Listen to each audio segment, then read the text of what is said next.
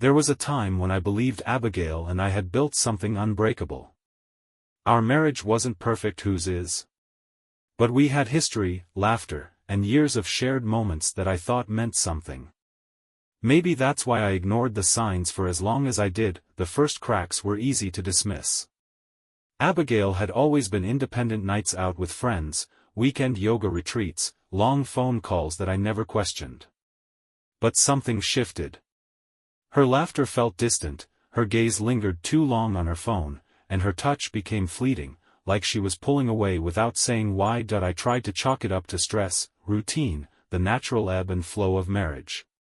But the doubt lingered. It sat heavy in my chest, whispering that something wasn't right. And then there was Samuel. My uncle had always been part of my life, charming, confident, the kind of man who seemed to have it all figured out. He'd drop by unannounced, his smile easy and his words smooth, and Abigail always seemed a little too eager to offer him a drink, a meal, or a reason to stay longer. At first, I told myself it was nothing. Samuel was family. Abigail was my wife. There was no reason to question their friendliness, but sometimes, trust is the first thing to slip away, and soon, I would find out just how far those cracks had spread beneath the surface. The weeks that followed felt like walking on uneven ground, and never quite steady, never fully secure. Abigail's laughter, once a source of warmth, now seemed to echo through the house with a hollow edge. Her phone buzzed more frequently, and she became adept at tilting the screen away or slipping it into her pocket with practiced ease. "Who's that?" I asked one evening as she stood by the kitchen counter, her fingers flying over the screen. "Just work stuff," she replied without looking up, her smile quick and dismissive. I wanted to believe her, but doubt has a way of clinging to your thoughts, refusing to let go. Samuel's visits became more frequent. At first, I welcomed them. He was family, after all. But I started noticing the way Abigail's demeanor changed whenever he was around. Her laughter came a little too easily, her eyes lingered a little too long. Once, I caught them standing close together in the hallway, their conversation stopping abruptly when I entered the room. "Everything okay?" I asked, my gaze shifting between them. "Of course," Abigail said, her smile as bright as ever. "Samuel was just telling me about his latest trip. You should hear some of his stories."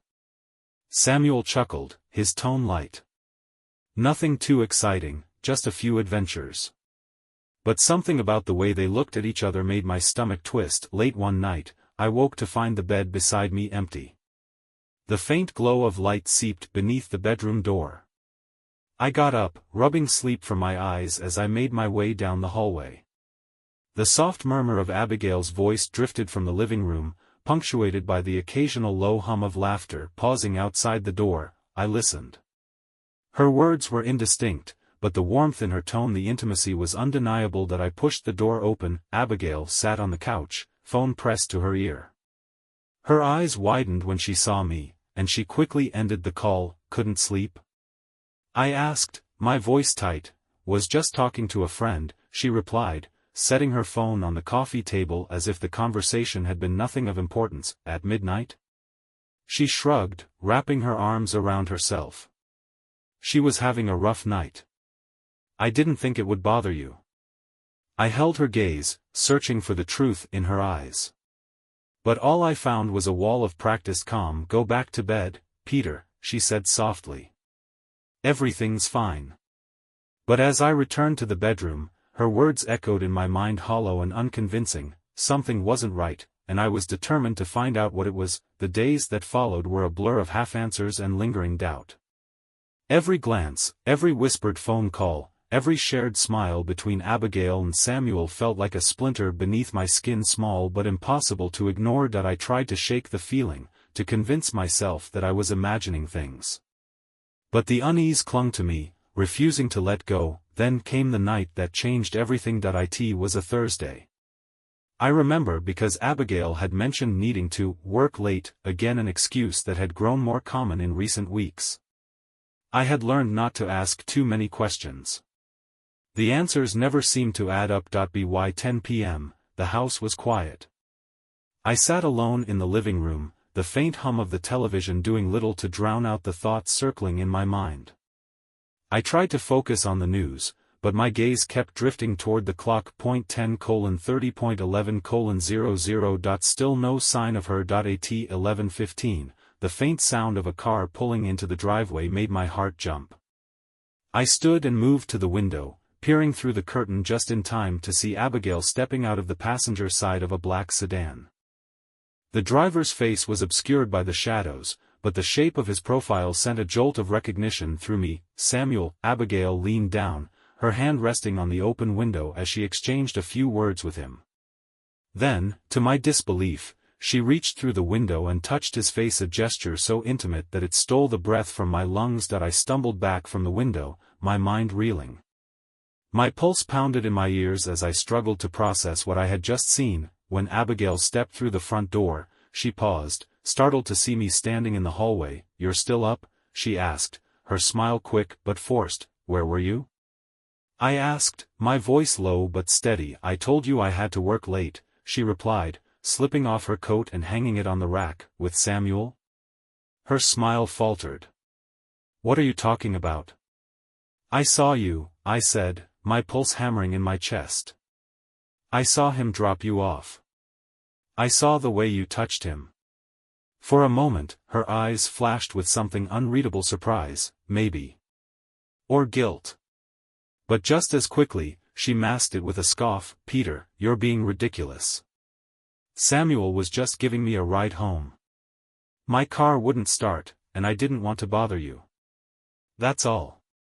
I stepped closer, searching her face for any sign of the truth. "Then why didn't you call me?"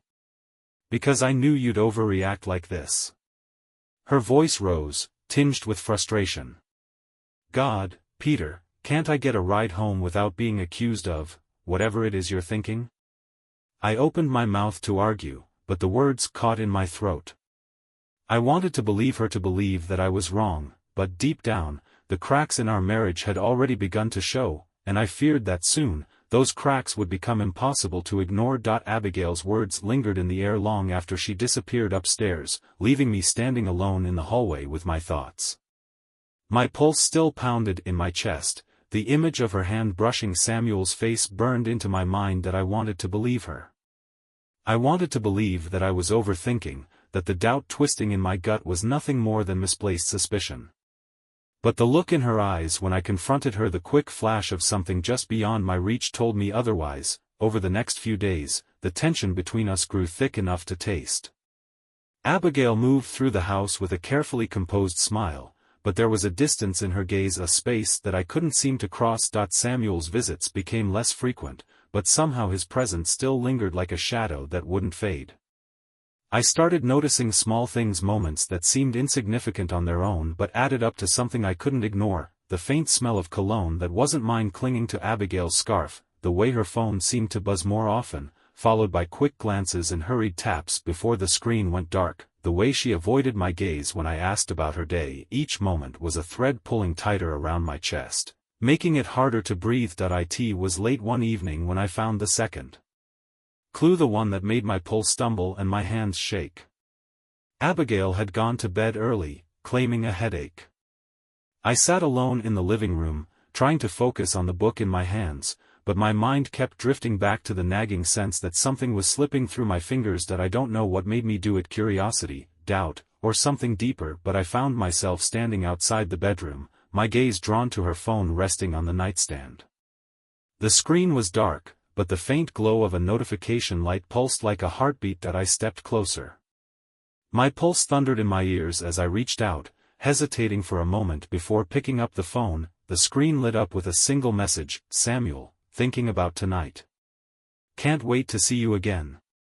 The air left my lungs in a rush, and the room seemed to tilt beneath my feet. My fingers tightened around the phone as my mind raced to catch up with what my eyes were seeing. There was no more room for doubt. This wasn't paranoia, this was proof. I placed the phone back on the nightstand with a care that felt almost mechanical. Abigail stirred slightly beneath the covers, her breath soft and steady as if nothing had changed. But for me, everything had shifted. I stood there for a moment, staring down at the woman I had loved, the woman who now felt like a stranger. My chest ached with a mixture of anger, heartbreak, and something else, something colder and sharper that settled deep in my bones. That I turned and left the room, each step echoing in the silence as I made my way back downstairs, because now, there was only one question left to answer: what was I going to do about it? The next morning, the world outside seemed untouched by the storm brewing inside me.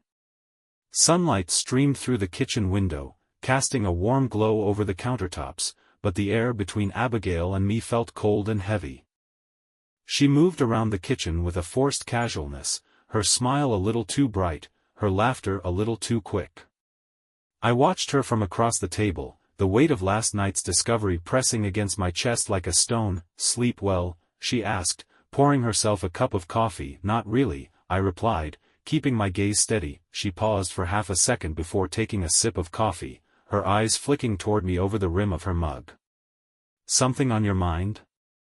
I opened my mouth to confront her right then and there, to throw Samuel's message in her face and demand the truth.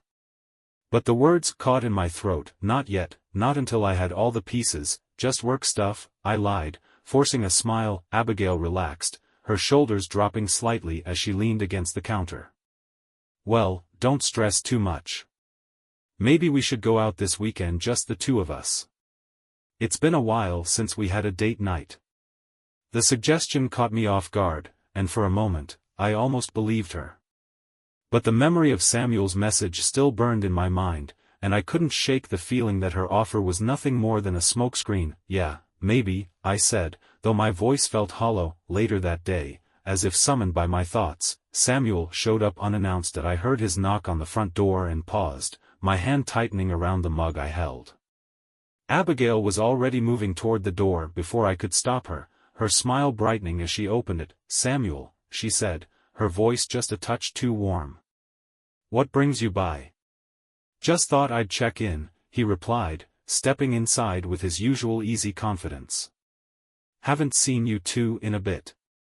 His eyes flicked toward me, his smile casual, but something about the way he looked at me made my pulse quicken. "Peter," he said with a nod. "Samuel," I replied, forcing my expression into something neutral. The air between us felt like a wire pulled taut, thin and ready to snap. I watched the way his gaze lingered on Abigail, the way her fingers brushed his arm as she led him into the living room. That I clenched my jaw, forcing myself to sit down beside them as they exchanged small talk, my mind racing with unspoken questions. How long had this been going on? How often had they met behind my back? And most of all, how much longer could I pretend not to know? By the time Samuel left, my hands were shaking with the effort it took to keep my composure. Abigail closed the door behind him, then turned back toward me with a smile that no longer felt like hers. "See? Just a friendly visit," she said, her tone light. That I forced myself to smile, though the edges of it felt jagged. "Yeah, friendly." But inside, the storm was building, and I knew it wouldn't be long before it broke. The house felt suffocating after Samuel left. Every glance, every word between Abigail and me felt laced with unspoken truths. I couldn't stop replaying the message on her phone, the proof I could no longer ignore. That night, as we sat across from each other at dinner, the silence stretched heavy between us. Abigail twirled her fork through her pasta, avoiding my gaze. "Samuel comes by a lot lately," I said, keeping my tone even. She paused, then shrugged with a smile that didn't reach her eyes. "He's family, Peter. Don't be so paranoid." Her words hit harder than she knew. I clenched my jaw, forcing myself to swallow the anger rising in my chest. Not yet, but the confrontation was coming, and soon, she wouldn't be able to lie her way out. The tension between Abigail and me grew heavier with each passing day. Every glance, every smile, every moment she spent with her phone felt like a reminder of what I had seen. Samuel's message, her late-night phone calls, the touch I couldn't forget. But I needed more than suspicion. That I needed proof. That it happened on a Friday night. Abigail had claimed she was going out with friends, another girls' night that had become more frequent lately. I watched her get ready, her reflection in the mirror calm and composed as she applied lipstick with deliberate care. "You look nice," I said, my voice tight despite my best efforts. She met my gaze in the mirror, her smile quick but guarded. "Thanks. Don't wait up, okay? I might be late." I nodded, forcing a smile as she grabbed her purse and headed for the door. The sound of her heels clicking against the hardwood floor echoed through the house, followed by the faint creak of the front door closing behind her. As soon as she was gone, I moved. My hands trembled slightly as I pulled out my phone and opened the tracking app one had quietly installed on Abigail's phone days earlier. I hated resorting to this. I had never wanted to be the kind of husband who spied on his wife. But the lies, the late nights, the message from Samuel. I needed the truth. The app showed her location moving through town, past the bars and restaurants where she usually met her friends. But instead of stopping downtown, the dot on the map kept moving. Until it reached the outskirts of town and stopped at a small, secluded motel. My pulse pounded in my ears. I stared at the screen, my breath coming in short, sharp bursts as I tried to process what I was seeing. A motel, there was no room for doubt now, this was the proof I needed. 20 minutes later, I pulled into the parking lot of the motel, my hands gripping the steering wheel so tightly that my knuckles ached. The neon sign buzzed faintly in the night, casting a dull red glow across the cracked pavement. I sat there for a moment, staring at the row of doors lining the building. My breath fogged the windshield as I tried to steady myself, but my pulse wouldn't slow. Finally, I stepped out of the car. Each step felt heavier than the last as I made my way toward the room her phone had led me to. The faint hum of the highway in the distance seemed to fade beneath the sound of my own heartbeat. I stopped outside the door, my hand hovering over the handle. From inside, I heard muffled voices too low to make out the words, but unmistakably familiar. Abigail's laughter, and then a man's voice. Samuel. My chest tightened as I clenched my fists at my sides. Every moment, every doubt, every lie she had told came crashing down around me. I knocked hard once, twice before turning the handle and pushing the door open. Abigail and Samuel froze, their expressions twisting from shock to guilt in the span of a heartbeat. She sat on the edge of the bed, her blouse half unbuttoned, her eyes wide with panic. Samuel stood beside her, his shirt untucked, his hands raised as if he could somehow stop the truth from sinking in. "Alan," Abigail started, but I held up a hand, my breath ragged as I stepped into the room. "Don't," I said, my voice low but shaking with anger. "Don't you dare lie to me." She opened her mouth to speak, but no words came out. The silence stretched thick and suffocating, broken only by the faint hum of the air conditioner in the corner. Samuel took a step forward, his hand still raised as if that would somehow make this better. "Peter, listen, get out," I snapped, my voice sharp enough to cut through the air. He hesitated. "Get out," I shouted, my voice breaking with the force of it. Samuel grabbed his jacket and hurried past me, the door slamming shut behind him, leaving me alone with Abigail. And there, standing in the dim light of that room, I knew everything had changed. The air inside the motel room felt suffocating, thick with the weight of everything I had just witnessed. The faint hum of the air conditioner did nothing to drown out the pounding of my heart or the rapid breaths that tore from my chest. Abigail stood by the bed, her blouse still half unbuttoned, her eyes wide with something between fear and defiance.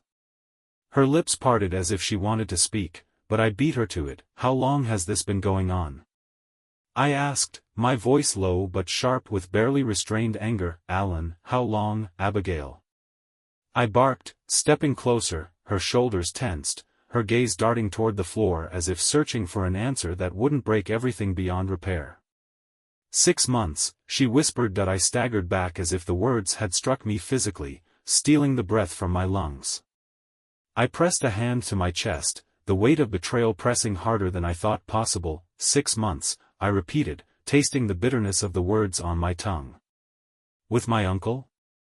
With Samuel?" "I never meant for it to happen," she said quickly, stepping toward me with her hands outstretched as if she could somehow pull me back from the edge. "It just don't," I snapped, jerking away from her touch as if burned. "Don't give me that. You don't accidentally have an affair for half a year." Tears welled in her eyes, but I couldn't tell if they were from guilt or the fear of losing everything she had risked. "I was lonely, Peter. You've been so distant lately. Always working, always somewhere else, and that justifies this?" I cut her off, my voice rough with disbelief. "You didn't talk to me. You didn't try to fix things. You went behind my back with him." She opened her mouth to argue, but I shook my head, holding up a hand to stop her. "No. I don't want your excuses, Abigail. I want the truth. The whole truth." Her chest rose and fell with ragged breaths, her gaze flicking toward the door as if she wished she could disappear. But there was no escape now. "Not from this. I didn't plan it," she said finally, her voice breaking as tears slipped down her cheeks. "Samuel, he was just someone I could talk to. At first, that's all it was. But then, one night, we had too much to drink, and things went too far. I told myself it was a mistake, that it wouldn't happen again, but it did." I clenched my fists at my sides, fighting the urge to punch the wall just to release the pressure building inside me. "And you kept seeing him. Over and over. Behind my back. Lying to me every time you left the house, every time you smiled at me, every time you touched me. You were with him. I didn't mean to hurt you, but you did." I shouted, the words ripping from my chest before I could stop them. My breath came in ragged bursts as the anger and heartbreak surged through me, too strong to contain. "You didn't just hurt me, Abigail, you betrayed everything we built. You destroyed us." Silence fell between us, broken only by the faint hum of the air conditioner and the distant sounds of cars passing on the highway.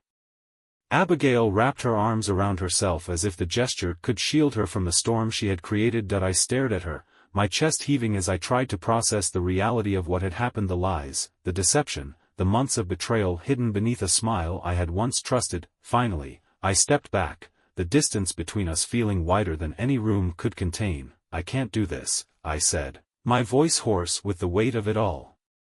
"Not anymore." Her eyes widened. "Peter, wait please." "No," I said firmly, cutting her off.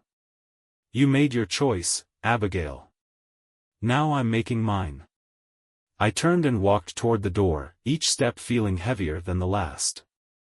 My hand trembled as I reached for the handle, but I forced myself to steady it, because this time, there was no turning back. I opened the door and stepped into the night, the cold air biting against my skin as I left the past behind me. The motel door clicked shut behind me, muffling the sound of Abigail's sobs as I stepped into the cold night air.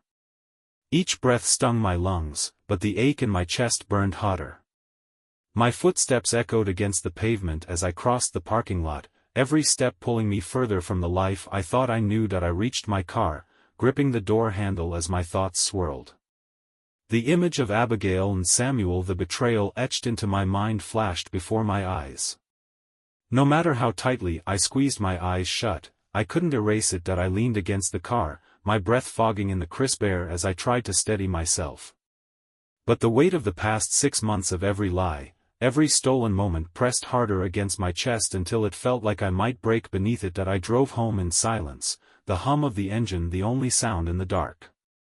The city lights blurred past my window, but I barely saw them. My mind replayed every moment, the late nights, the missed calls, the distant looks that I had ignored because I wanted to believe in her. When I pulled into the driveway, the house loomed before me, familiar, yet somehow foreign. I sat there for a moment, gripping the steering wheel until my knuckles turned white. This place, once filled with laughter and warmth, now felt like a hollow shell of what it used to be. Finally, I stepped inside. The air felt heavy, as if the walls themselves held the weight of what had happened. I stood in the hallway, staring at the framed photos on the wall, smiling faces frozen in moments of happiness that now felt like lies. I ran a hand through my hair, my pulse still racing as I moved through the house. Every room seemed to echo with memories that now felt tainted. I collapsed onto the couch, staring at the ceiling as exhaustion weighed down my limbs. The silence of the house pressed against my ears, broken only by the faint hum of the refrigerator and the distant tick of the clock on the wall. Closing my eyes, I tried to slow my racing thoughts, but the images wouldn't leave me.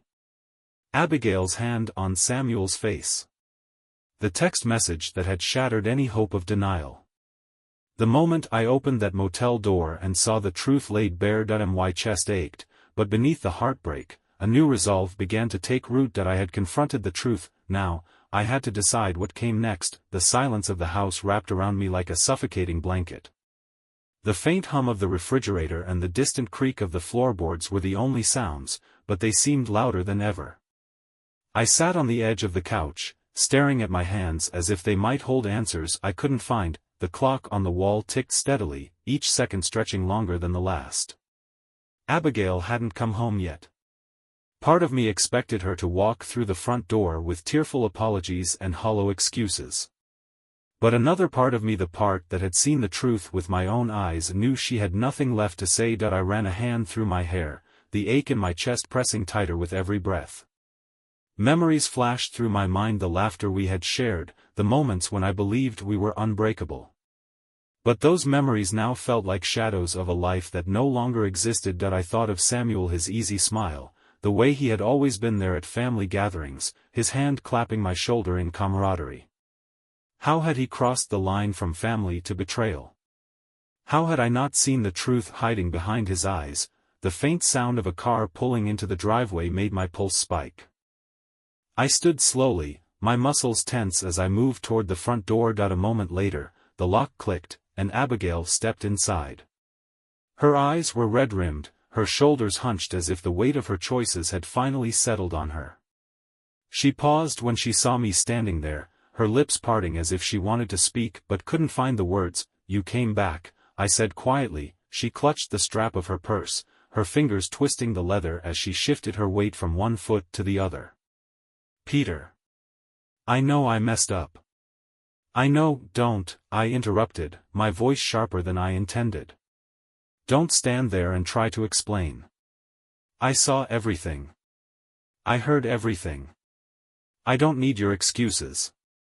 Tears welled in her eyes, but I couldn't tell if they were for me or for herself. "It wasn't supposed to happen this way," she whispered, "but it did."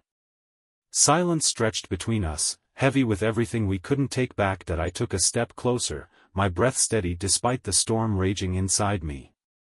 "I need to know one thing," I said, my voice low but firm. "Why him? Why my uncle?" She looked down at the floor, her shoulders trembling. "I don't know," she admitted, her voice breaking. "Samuel was just there. He listened when I felt like no one else did. I never wanted to hurt you, but you did." I cut her off, the words rough with the weight of their truth. "You didn't just hurt me, Abigail. You broke everything we built." "And for what? For stolen moments in a motel room?" "I still love you," she whispered, her gaze pleading as she stepped closer. "Please, don't let this be the end. We can fix this. We can." "No," I said firmly, stepping back. "We can't." The finality of those words settled between us, as undeniable as the truth that had brought us to this moment. Abigail's breath hitched, and she pressed a hand to her mouth as tears spilled down her cheeks. But I stood my ground, my heart aching even as my resolve solidified. "This is over," I said quietly. "I'll call a lawyer in the morning. Pack your things." "Peter, please, pack your things," I repeated, my voice breaking slightly. "There's nothing left to save." She took a step back as if the distance might change my mind, but I held her gaze until she turned and disappeared down the hallway. The sound of her footsteps faded into the distance, leaving me standing alone in the quiet house. And as the weight of my decision settled into my chest, I knew this was the first step toward freedom. The air in the house felt heavier than ever. Every creak of the floorboards, every faint sound from down the hall seemed to echo with the weight of what was about to happen. I stood in the living room, hands clenched at my sides, staring at the faint reflection of myself in the darkened window behind me. I could hear Abigail moving through the bedroom drawers, opening and closing, the soft shuffle of clothes being packed into suitcases. Each sound was a reminder of what had been lost, of the life we had built that now lay in pieces. I should have felt anger. Maybe even relief. But all I felt was emptiness. Minutes later, Abigail appeared at the doorway, a suitcase in each hand and her purse slung over her shoulder. Her eyes were red and swollen from crying, but she held her head high, as if trying to salvage what little dignity she had left. "Peter," her voice was soft, uncertain. I turned to face her, my pulse steady despite the ache in my chest. "Is there anything left to say?" She swallowed hard, her gaze flicking toward the floor before meeting mine again. I never meant for it to end like this. I know I hurt you. I know you made your choices, I interrupted, my voice calm but firm. And now we have to live with the consequences. Tears welled in her eyes, but I didn't move to comfort her.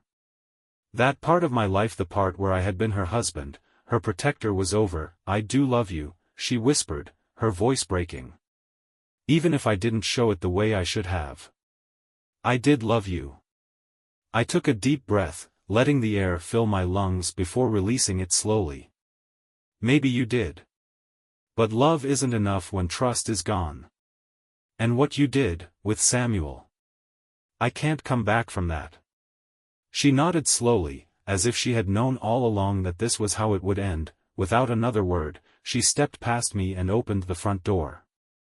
The night air rushed in, cold and sharp against my skin. She paused on the threshold, as if waiting for me to stop her. I didn't, and then she was gone. The door closed with a soft click, and the silence that followed felt heavier than anything I had ever known. I stood there for a moment, staring at the empty space where she had been, the faint echo of her footsteps fading into the night. A part of me wanted to break, wanted to scream or cry or punch the wall until my fists bled. But instead, I just stood there, feeling the slow, steady ache of heartbreak settle deep into my bones. But beneath the pain, there was something else, something quieter, but stronger, freedom, because no matter how much it hurt right now, I knew that this was the beginning of something new. A chance to rebuild. A chance to find myself again, without the weight of betrayal dragging me down. I closed my eyes and took another deep breath, feeling the air fill my lungs as if I was breathing for the first time in months. And when I opened my eyes again, the world looked just a little bit clearer. The days after Abigail left passed in a blur of silence and empty spaces. Her absence was a constant reminder of everything that had been lost: the warmth of shared laughter, the comfort of familiar routines, the belief that love could weather anything. Yet, as the days stretched into weeks, the weight on my chest began to lift. The house, once filled with tension and unspoken truths, now felt lighter. The echoes of her footsteps no longer haunted the hallways. The air no longer carried the faint trace of her perfume. I started to reclaim the space as my own, moving furniture, packing away old photos, and repainting walls that seemed to hold too many memories.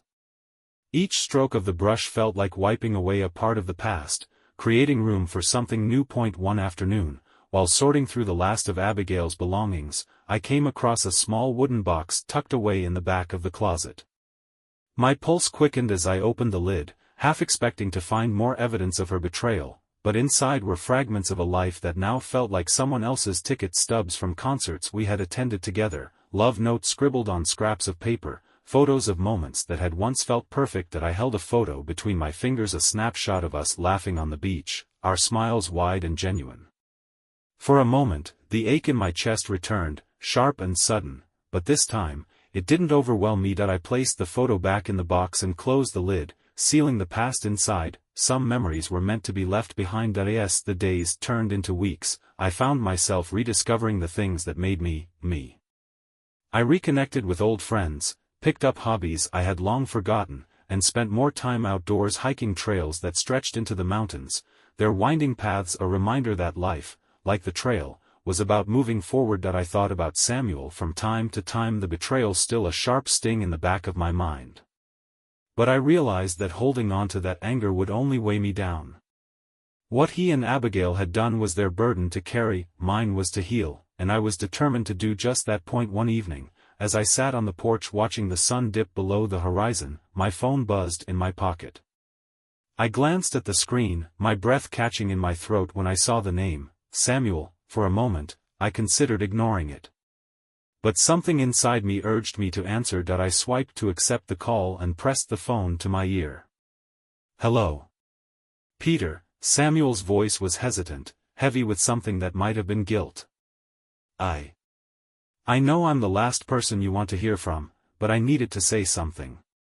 I stayed silent, waiting. I messed up, he continued. I know that doesn't change anything, but I'm sorry. For everything. I never meant to hurt you. I don't expect forgiveness, but I needed you to hear that. I took a long breath, feeling the weight of his words settle over me.